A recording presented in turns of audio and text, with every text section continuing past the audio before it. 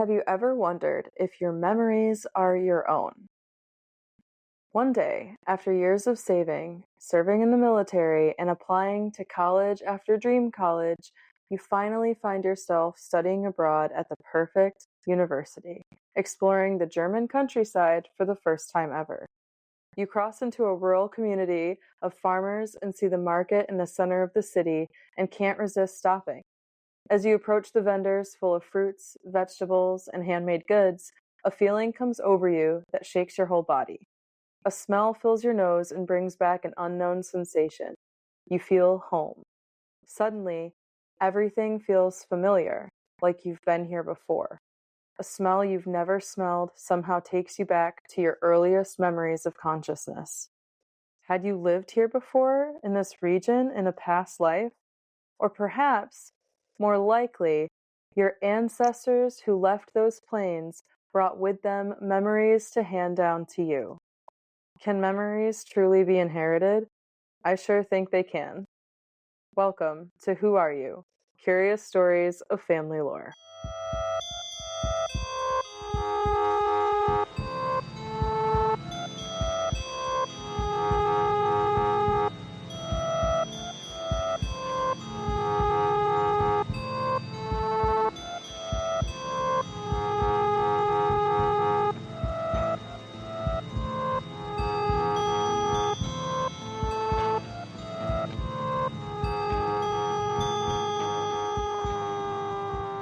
I'm Weetzy. And I'm Sam Ivy. And it is Sunday, 5:09 p.m. This will be airing at midnight tonight. So we are here. We are making it happen for all you listeners out there who listen. That is just crazy to me that there are people still crazy to me that listen right as we release this at midnight. Oh yeah, There are people, that's definitely more than one. That's dedication. But it's really cool. It's pretty awesome. And just also something to note, the episode with Mel, like over 100 Yeah. views, 100 streams. Oh fuck yeah, Isn't that crazy? that's fucking awesome. As it should be Yeah. though. She had a lot of good shit like to spread and knowledge to throw out there for everybody. Yeah, that was a really cool episode. And when we did that episode, last week we talked about memories and like the memories that she evoked and brought back to us by that conversation. And that got me thinking about other times where I've had like deja vu or felt weird, familiar things or had knowledge of something that I shouldn't have knowledge of. And I've wondered, is it like, what is deja vu? But what else could this be? So that's kind of the topic of this week is it deja vu?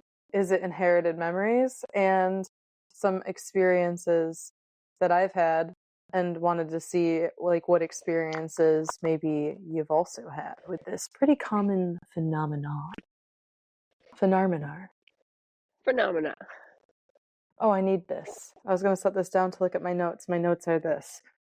This week's also been chaotic because I'm using my phone to record when I usually use either an iPad or a laptop, but Miss Little Laptop decided to be 11 years old and she doesn't connect to the server anymore, it seems. So we're using my phone because my iPad is currently on vacation somewhere, unbeknownst to me. So it's been a good... She'll be coming back soon though. Yes, knock on old 11-year-old laptop. But on to the topic of inherited memory. Have you ever heard of this? Like this concept of inherited memory? But I've heard of the concept. You said you've heard of the concept of inherited memory, right? Mm-hmm. There is this like super, super weird terminology in Scientology. So before I say too much about this, I just want to disclaim this has nothing to do with Scientology. This is not the same thing. This is talking about inherited memory in a scientific way.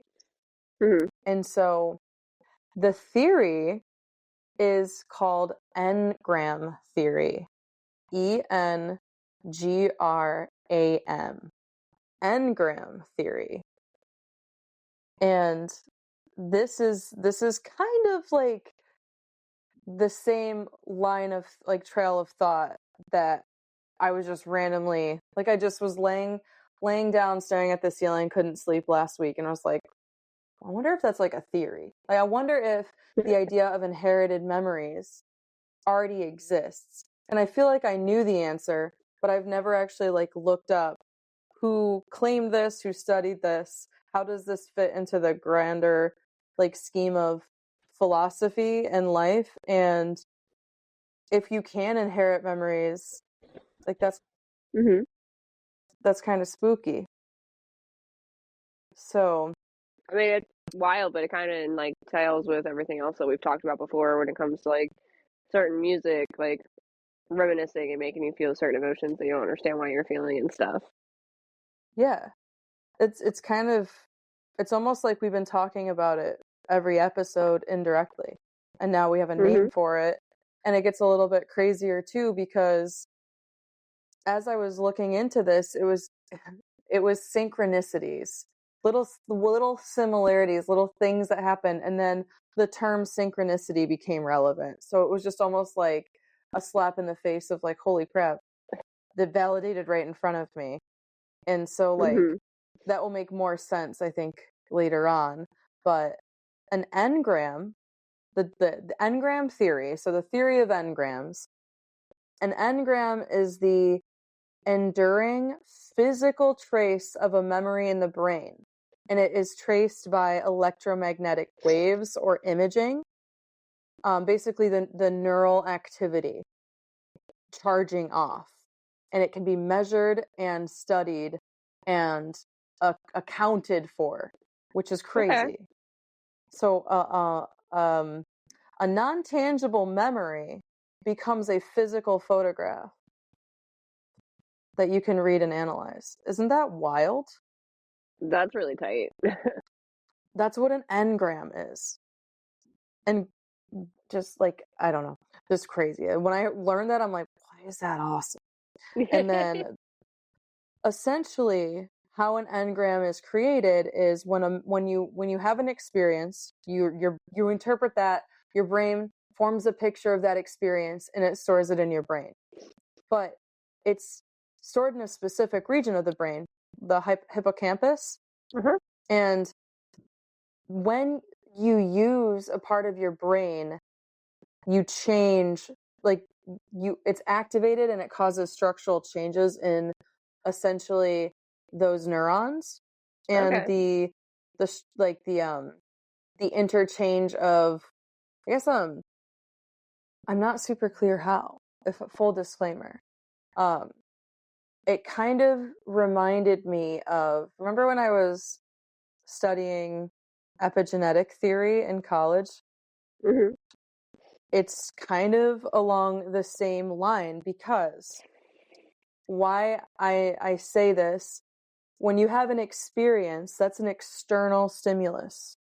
You have an experience that affects you, you respond to that, that's now stored as a memory, an engram, which can later be traced. Epigenetic theory states that internal and external stimuli, so internal stimuli, things that you're born with, will influence the way you behave and your gene structure. And external stimuli, experiences, the creation of engrams. So epigenetic theory exists in correspondence with engram theory. And in a nutshell, it's all just saying, hey, traumatic shit happens to you. Your brain stores that shit. It makes a mark on it. PTSD, people with PTSD, I have PTSD.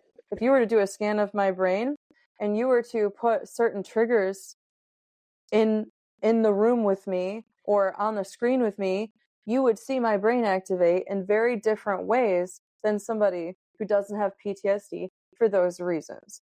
And that's how we study like brain trauma. But the interesting part happens when you have, let's say, a child who has not been abused, comes from a good home, has had no hardships in life, but is having behavioral outbursts, and you go and you get a brain scan looking for potential like brain tumor or whatever the case may be, and you scan their brain and they have synapses, the responses in their brain light up in the amygdala, the region of your brain that is activated by fear when a loud noise goes off or when they see a fighter jet or something like that. They could have inherited memories of their great-great-grandfather's time in war. Okay. And it can be traced through stimulating the brain and taking an image of the response. That's wild. That is fucking cool. And scientifically, that shit is dope. But spiritually, that shit is deep as fuck. Yeah, it And is. I say this because going back to the intro script, when I went, so I didn't know I was in the Palatine region of Germany when I was in the Palatine region of Germany. And I was with Jamie, and she was stationed at Ramstein Air Force Base, and we had a tendency, because she could drive in Germany, which is wild to me, to just get in her car and go. We just explored while I was there. So I wasn't really technically like studying abroad anymore, but I was in a very like elevated state spiritually. This was 2019. This was 6 months before my mom died. So I'm like on top of the world, like 20 in my late 20s, just loving life, Rediscovering yourself. rediscovering myself. Yeah, honestly, like really being like, I know who I am as an artist. I know who I want to be. And I know where I come from. Like, I was just so sure about it. And we're exploring. And I just get like this feeling as we're in the car, even like looking over the hills. I was like, oh, these kind of remind me of like Munnsville and back home. So like I made a connection. Oh, these remind me of like where I grew up. But it was something deeper that I couldn't quite explain. And I had like goosebumps on the outside of my arms and on like the outside of my legs, like my knees and like the top part of my legs. Very specific goosebumps. And I just remember we see like a little town coming up, like because we're in a really rural area, and we see a little town like farmers market. And even when I looked at it, like I imagined like a dirt road because there was like a paved road. But like when I saw it, I thought I saw it. Like I had like a split autonomous thought, like that should be dirt. What are you talking about? If that makes sense. Yeah, it's like, hey, when I was here back in the day, it was like this, but like it's different now. Yeah, like very, very quick. And then I was like, oh, and at this time I was not partaking in marijuana, but I was partaking in Italian wine that I had brought with me. Because like Italian wine is just different. Yeah. It's different. It's different. I did not get sick. I think that's why when I came back to the US now, like we were literally just talking about, I had a flight of margaritas last night and then woke up this morning, not good. 3 hours on the couch, not good. But I'm like, ever since I came back from Europe, now I can't drink alcohol without facing dire consequences. Yeah, I could do it, but ooh. Mm-hmm. I drank water, Tylenol. I ate bread. You did all these. I did all the things right. And then I stayed up, like I told you, watching Bridgerton. We were talking before we started recording. I was watching Bridgerton. I stayed up late. Brad fell asleep. We were watching Shameless. He fell asleep on the couch. I was like, fuck yeah, I'm gonna watch Bridgerton. Got through that, started falling asleep.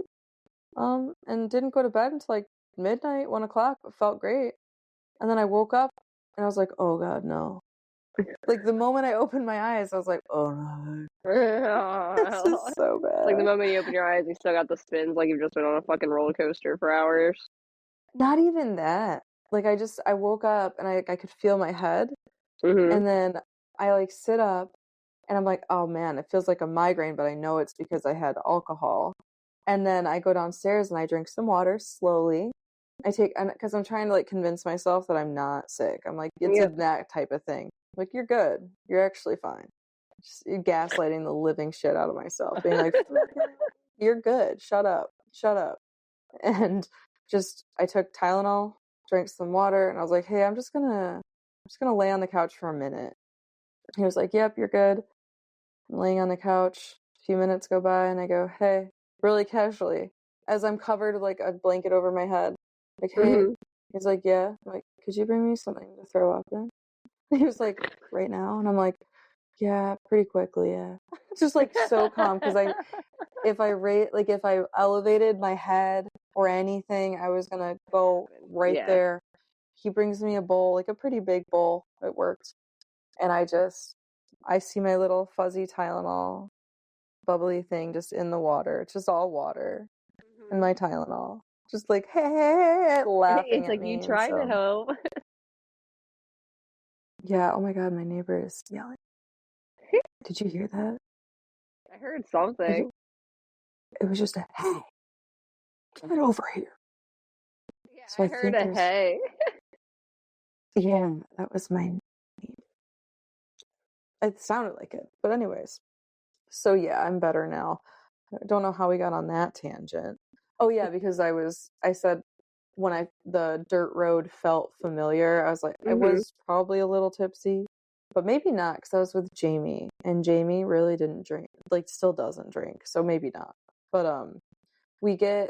got weirder when, oh my God, there's a quarrel happening outside at this moment.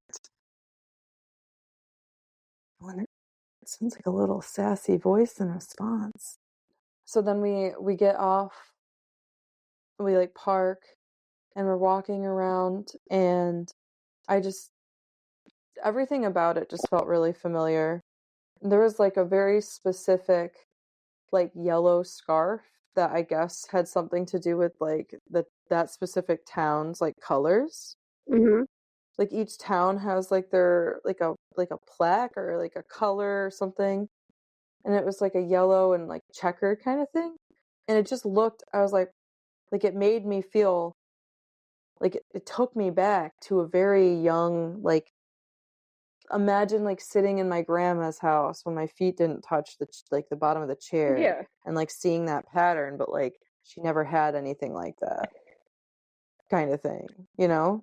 Oh, I got you. Very, very hard to explain, but yeah, so that was crazy, because when looking at a map from where we were in Ramstein Air Force Base and the route that we traveled, we went south, and south is towards Luxembourg, and Luxembourg is on the border of where the Palatine region used to be. And I remember Jamie saying we're really close to Luxembourg, so we were right in the Palatine region. That is where my ancestors came from when in the 1600s, when they were basically chased out by the French after the war. We had an episode about it that talks about the Palatine immigration and the Dutch hexes, that whole thing. Mm-hmm. So this is all, like, all those Connected. memories are, yeah, like, and I didn't really think about that, like when I was thinking about what research to do. And so then I was like, okay, so we have this kind of like deja vu kind of, okay, maybe it's an engram, maybe, epigenetics has a lot to do with it, which it does. But I wanted to figure out what some philosophers and scientists and psychologists and psychoanalysts, I wanted their perspective, because they study the brain, Yeah. And so have you ever heard of Carl Jung? The name sounds familiar. He was basically I don't want to say the wrong title of him, because was he a psychoanalyst?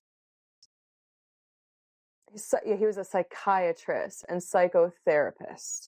Okay. So he was also friends with Freud. Sigmund Freud. Oh, wow, okay. Yes, they kind of like they were really good pals, and so they shared a lot of ideas. But then as Carl Jung started to get more educated, he started to branch off and think kind of things differently.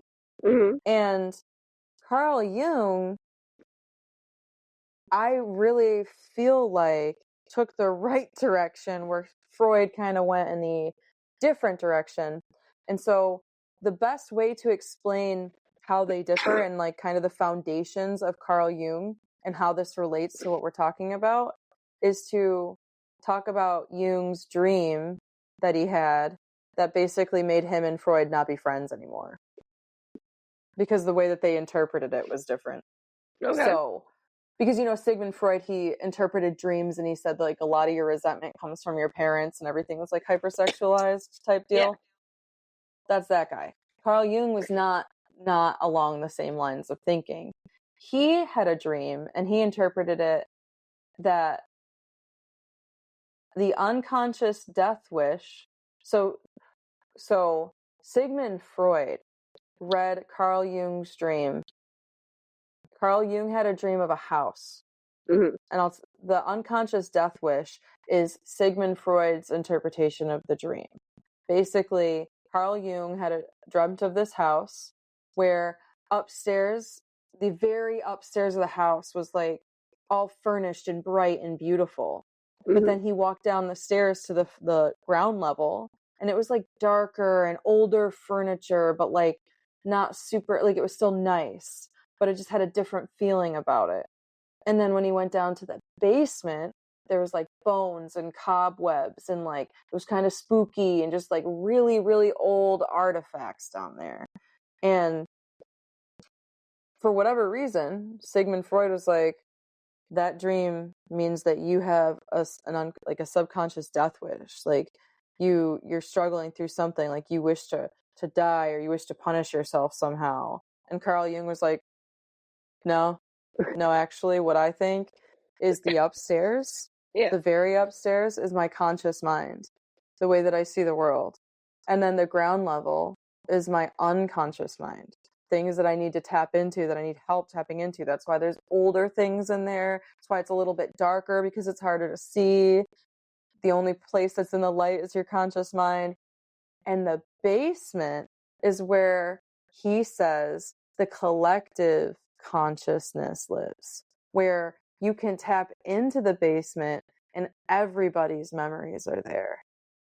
Okay. That can be unconsciously accessed at times too. So you could be recounting a memory maybe you didn't inherit genetically, but according to Carl Jung, it's the collective unconsciousness or collective consciousness. And literally Freud was like, no, that's not correct. Bye. And they just were not friends after that. Carl Jung was like, we have a 2 million-year-old mind, bud. It's a unconscious collective memory. And Yeah. that's why, and he said he found evidence in this through archetypes found around the world, which is basically like, like the saying of the old trickster in folklore, like there's always like Mhm. the archetype of a character, the old trickster, or like the witch in the woods, or what were the other ones he talked about? Essentially there were a ton, but he was saying like without, and I brought this up a few episodes ago.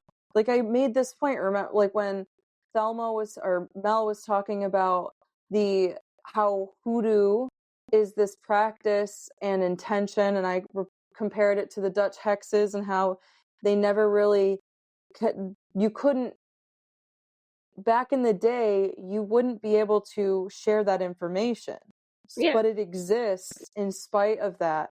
And Carl Jung argued that you will find hundreds of thousands of things, of these archetypes, of these connections across all cultures, all places, and all time, because we all have been tapping in to the same universal consciousness that if you meditate and you practice and you study, you can tap into and you can get all the information. It reminds me of the Akashic Records, the underground library of all the knowledge that's ever been and ever will be that you can tap into. Like, fucking wild. That's fucking wow. And then something else that I found really interesting that made me think about like going back to college and starting photography. I was thinking about, and this is something that everybody can relate to, the part of yourself that you want the world to see versus the part of yourself that you don't. You have your persona, which is like, hey, everybody, this is who I am. But then you have your shadow, which is the part nobody sees. And Jung argued that you need to accept both parts of you equally, the good and the bad, to one, grow and become better, but two, to tap in to the universal subconscious, like all of Yeah, that, because I to mean, tap in. you need to have that balance. Yeah. So the mirror image, yin and yang, light and dark, the idea of the mirror image. And he was a huge proponent of numerology as well, saying like that numbers are sacred and that they appear to you as messages, and those messages come from that bank of knowledge. So I was just like, okay, wow. My one little question about can we inherit memories has been asked and asked and asked and asked all over time, all over space, to where literal psychotherapists, psychiatrists had to come up with a reason why these things were happening. And he explains it as, that basement, that subconscious. I thought that was really interesting and kind of spooky. It's really deep, honestly. It makes you like look a little bit more in depth on life and places and memories alone. Yeah. And that's really all I have. I just wanted to kind of share that deja vu moment I had in Germany, that I really didn't even think about it until I kind of knew that I was in the Palatine region, honestly, when I researched it that last time, but I didn't say anything because I kind of was like, what am I going to say? Like, oh, I had deja vu there for a second. Yeah. But then when I went down this rabbit hole, I was like, oh, that's actually really fucking interesting that I felt like that, because it was so memorable. And I do this thing where when I was a kid, I was afraid that I would forget everything and not remember like important moments in my life, which has honestly happened because I get old. And so one day I was in Mr. Schneider's history class, and I got there a little early, like before the bell rang, not early, but before the bell rang. So I had like a couple minutes, and I drew this caterpillar on the chalkboard, and I drew it really, really slowly. I took my time, and I remember like with the intention of remembering it, looking at how the chalk crumbled as I slowly made the circle, the sound that it made, the two antennas, the eyes, like everything about it. And then after I drew the caterpillar, I set the chalk down and I ran back to my desk and I sat down and I stared at it and I said, you're gonna remember this for the rest of your life. And I said that several times over and over again in my head until the bell rang and class started. And now I use that moment. That's the starting point of caterpillar moments. And every time I want to remember something, I imagine that caterpillar and I imagine the chalk crumbling off of the chalkboard. And I put it in my caterpillar memory slot in my mind where I think this is a moment that I want to remember. And now I want to think this is a moment, a memory I want to pass down. Because those caterpillar moments have become a part of who I am. Sorry. I wonder if because I find there are moments where he's like, he remembers things really well. He'll focus on something and then days later he'll bring it up. And I just like, part of me is like, oh my God, did I ingrain in him the ability to create caterpillar moments? Just, he was born with it? Just born that way? I think everybody's capable of doing it. It's just whether you're in tune enough or aware and open enough to realize that it's like, like how we've talked about before, manifesting things. Like that is something that you're manifesting, that's something that you're creating. And I think with him being your son, born on the specific time frame that he was born, he has all the factors on his side to just naturally be in tuned and have those abilities just like you do. Yeah. It's just so cool to think about. And actually, there is something I did forget to mention, probably because I don't like animal testing at all, and I think it's effed up. But I did read about one study that kind of also does back all these points in a scientific way. Don't know who did it. Can't remember. I will try to source. I'm sitting like hunched over because I'm like in a ball at my to make videos. I don't want people to be like, what is she doing? Like taking a MySpace selfie in 2003. But that did look like that. You have to admit that did look like that. It did. Okay, so the study. I probably should. I have a whole computer right here. Let me really quickly so that I can get the name of the study. So this is from the website science.org.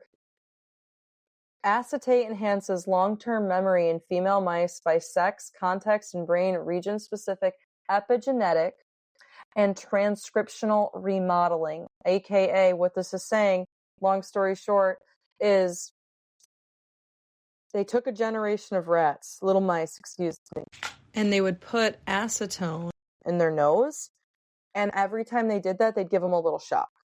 So now they're fucking terrified of the smell of acetone. They don't like it. It terrifies them. Those mice have babies, and those babies, without ever being shocked, are afraid of acetone. They just don't, they're not interested in acetone. They're afraid of it. They inherited that gene. They did this, they let those mice reproduce a second time. That third generation also still had fear. It's saying they inherited that fear, and that's both epigenetics and that's an engram. They could trace, they studied the brains of those mice too, and they watched their brain cortexes, the amygdala, light up when they smelled acetone. So like, that's an engram. Boom, screenshot. That's proof that that memory was inherited. That's Wild. crazy. Yeah. So I forgot all about that because when I read it, I was like, I don't know if I want to talk about mice being tested on. But then when you think about it, I mean, it's terrible. It's cool that it shows also like in another species that it's exactly like the same, like we are all animals in our some way and are kind of have like that same base structure and have the same capabilities. Yeah, and like trauma affects mice too. That's what I took away from it. Do you remember that I didn't eat meat when we met? Yeah. Yeah. Didn't eat meat when we met. City a lot in Denver. God. If I still lived in Colorado, I still wouldn't eat meat because City O City. I heard somebody like say something bad about City O City's food, and I'm like, do you eat meat? They're like, yeah. I'm like, okay.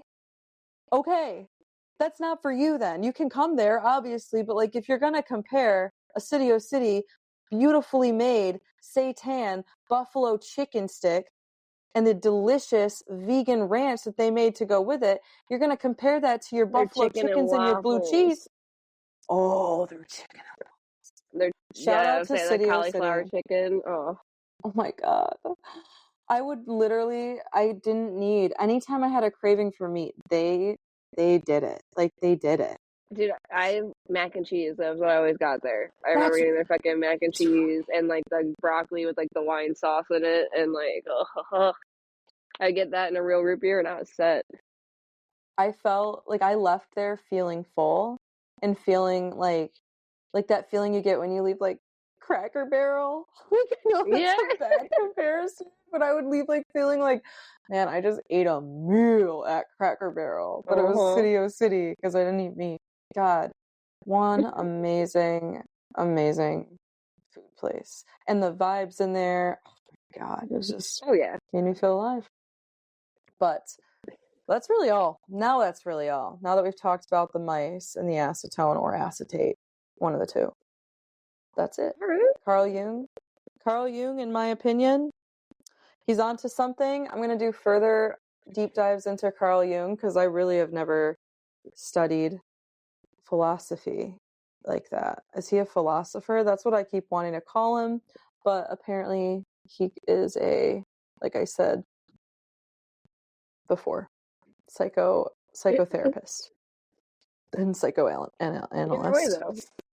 So I thought this kind of fit with our podcast vibe because we are the memories of our ancestors. We carry them with us. And I think that's kind of beautiful. That something that affected them is handed down, both good and bad. Because I talked a lot about the amygdala, like the amygdala, oh my Lord, the amygdala lighting up for fear, but also if something makes you happy or a smell that you smell and you can't place it. I remember like smelling, this was the memory. Here it is. I remember smelling my great grandmother's pot roast for the first time and already and it being like, oh, I've smelled this before. Like, I know for a fact that is an inherited smell. Like, that smell has lived in our family for generations because she made the pot roast the same way that her mom made the pot roast, the same way that her mom made the pot roast, the same way that my grandma made the pot roast, my mom made the pot roast. I make that motherfucking pot roast the same way. It's like the same. It's her recipe, handwritten. And so when I remember smelling it and being like, that is, yeah, that's what pot roast is. Duh. Like, no one told me. That's just what I was born knowing that shit's pot roast. And I bet it's not the kind of pot roast anybody else has. It's a sweet, tomatoey, oily fucking perfection. Anytime I have pot roast at someone's house, I'm just like, I don't mean to be rude. This is not what pot roast. It just not up to par. Like, because most people, hear me out, they have like a brown gravy with their pot roast, right? Like, right, you typically would have, wrong, that's not pot roast. I'm just kidding, that's definitely pot roast for some people. But it kind of fits into this because that felt like something I just knew before I smelled it very, very strongly. So do you have any like memories that you can think of, like deja vu type stuff that maybe, I know it's like I'm putting you on the spot here. I don't think I can think of any that I can like jump off the page at me right like now, but like hearing the concept and hearing like the theories and whatnot, it makes me kind of look more back onto things and like analyze situations a little different and like realize like those feelings that you do get. Like, I mean, it might not be exactly the same, but like at festivals or something, like when I feel like I'm home or it's like a land that I've been before or something along those lines, like it makes me after this conversation kind of look at it in a different light. And then just looking at it as being like, oh, okay, I'm here. Like, I'm here. This just feels comfortable. Yeah, Yeah, become a whole different. It's gonna make me like. Go ahead. Sorry, you go first. No, you're good. I'm just saying, it makes me, like I said, look at life a little differently, and like we already are pretty in tune and in depth on reading into little things and finding the meaning of everything, but it puts a different spin on it. Thinking of it this way, being like, okay, like, is this an inherited memory? Is this another like feeling from a past life or a past experience that like I might not have any recollection of, but my body, my soul, my spirit does. Yeah. And that's the other thing that I like wanted to jump in, like do a tangent on as well, is like little kids who have past life memories that aren't in their family line. So it's not necessarily an inherited memory, but then I'm like, did they tap into the universal subconscious?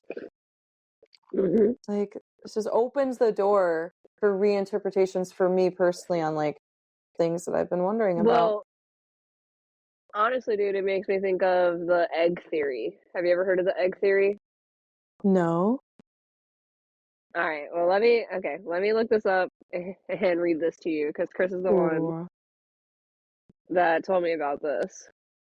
Oh, this is exciting. I've never heard of the egg theory.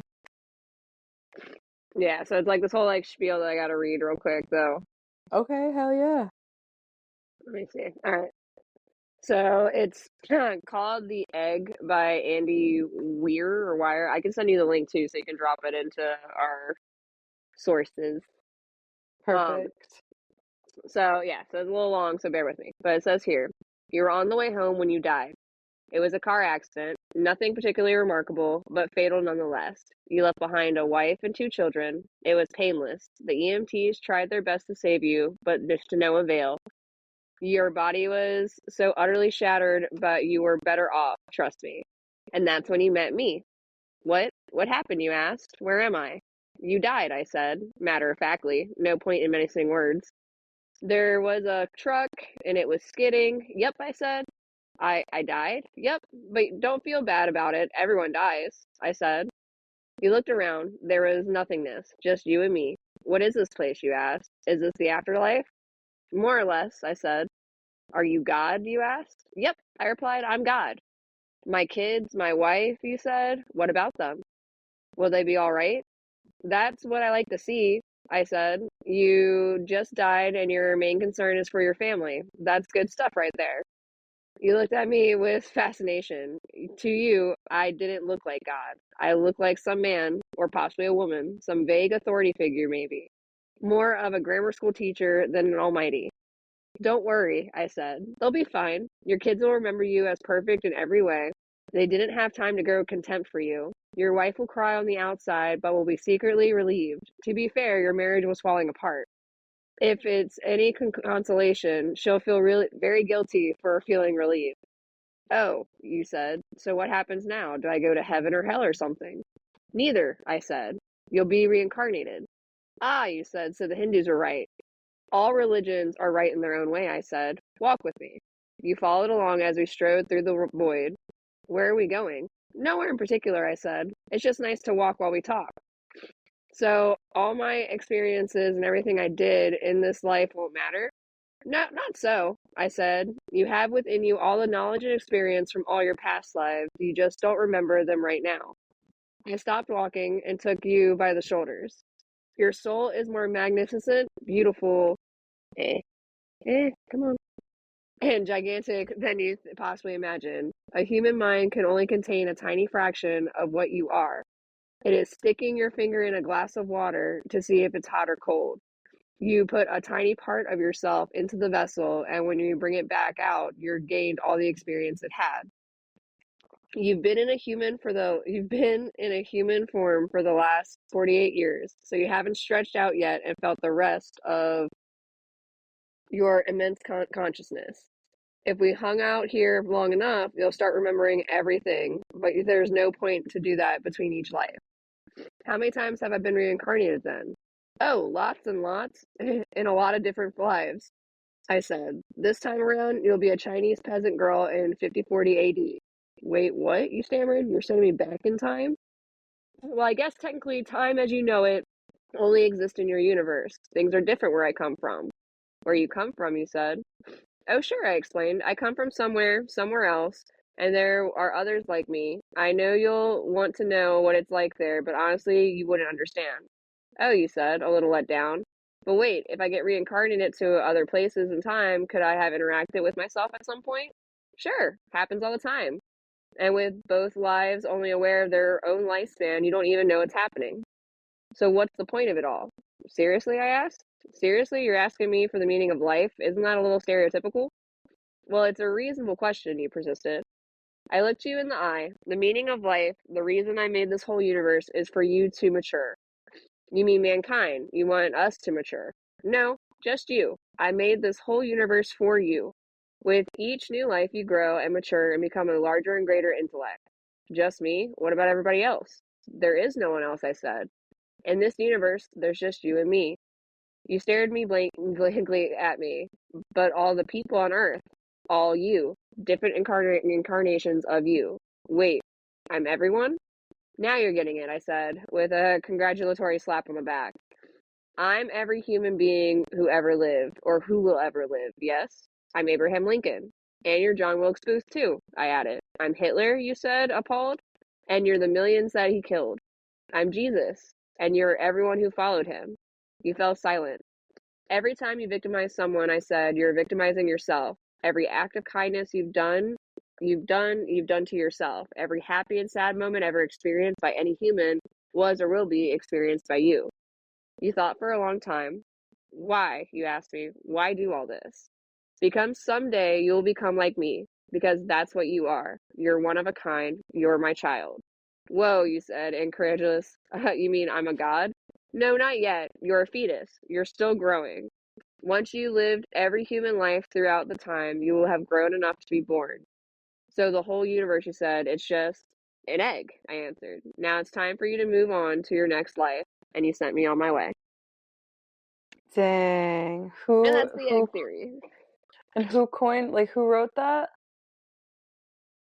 Andy Weir. So Wire Weir. Like I said, I can send you the link to what yeah. I just read. But yeah, That that is the egg theory. That is deep. I feel like I have heard that before, but never as described as the egg theory, and I've never read that story. I want to animate that happening as you were talking. So, Well, I got a little like chopped up there with some of the words, but yeah, like it's a very when I bust that shit out to tell people, like it makes you think because you think it's going one way and it's a complete like opposite flip. Mm-hmm. Yeah. It kind of reminds me, hear me out, not all the way, but remember when I was Mormon for a while? Mm-hmm. Yeah. Because I never stop searching for answers. And when I think I have them, I go for it. And then the search for answers, sometimes, you realize maybe this isn't for me. And I'm not saying it's not for everybody, because I will say there's some amazing parts of it. But one thing I learned was that they believe that if you live the right way, according to certain things, then the end goal is you become a god and you have your own universe.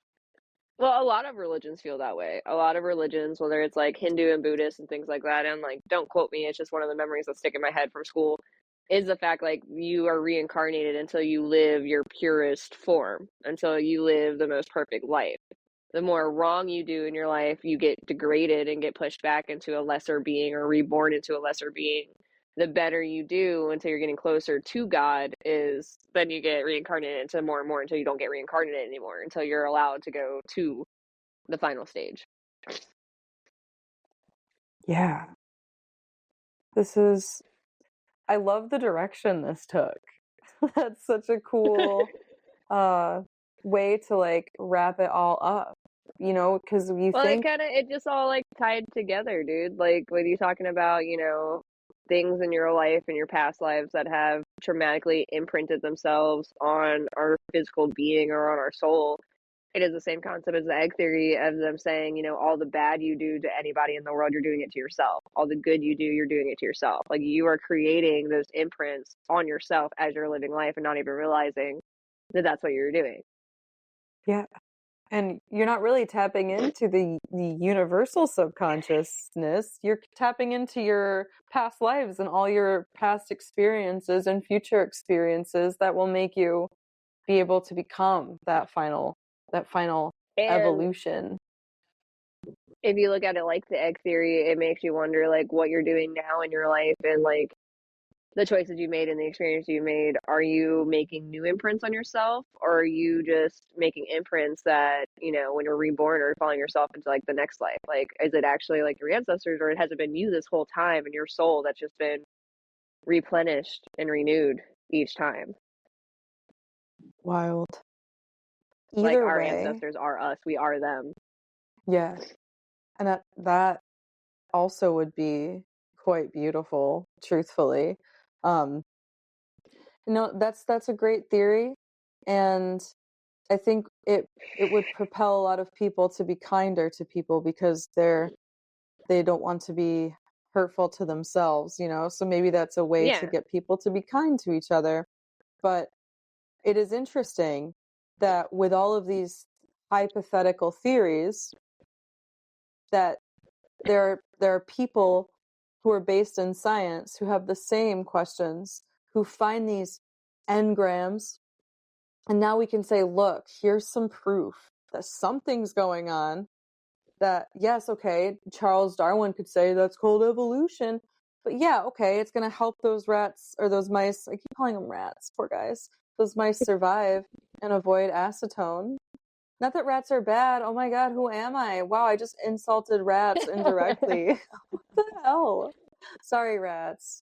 You know what? You're both cute for different reasons, but like I want to identify you guys as who you are, and you guys were mice, and you guys are not rats. So, wow, But no, I do think those studies and stuff are that scientists actually getting like physical evidence helps, because not everybody believes or can learn off of just word or book alone. Like I know myself, like when it comes to physically learning something or like learning a new skill or something, I need to actually do it or have somebody walk me through doing it. Like I need that physical evidence. I need to see the outcome, not so much just be able to read it in a book and be like, oh, okay, yeah, that makes sense. Because it takes people a second. Yeah, I am that way for sure. So it helps back it up. It helps me believe it a little bit more. So yeah. But well, that's a wrap, I think. I have nothing further. Do you have any final thoughts? I have nothing further, Your Honor. I've been watching too much Bridgerton. That's not true. There's no such thing. It's no such thing. Never. But do you have any final thoughts for the listeners? Final thoughts for you guys.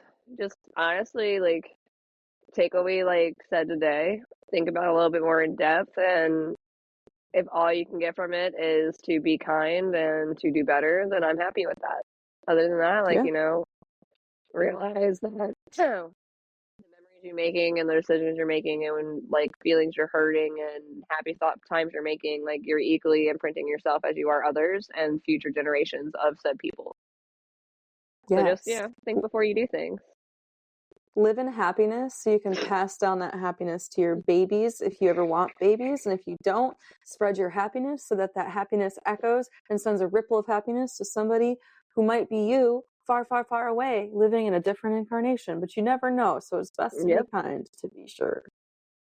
And never stop asking yourself, who are you? Who are you? Who are you? Don't get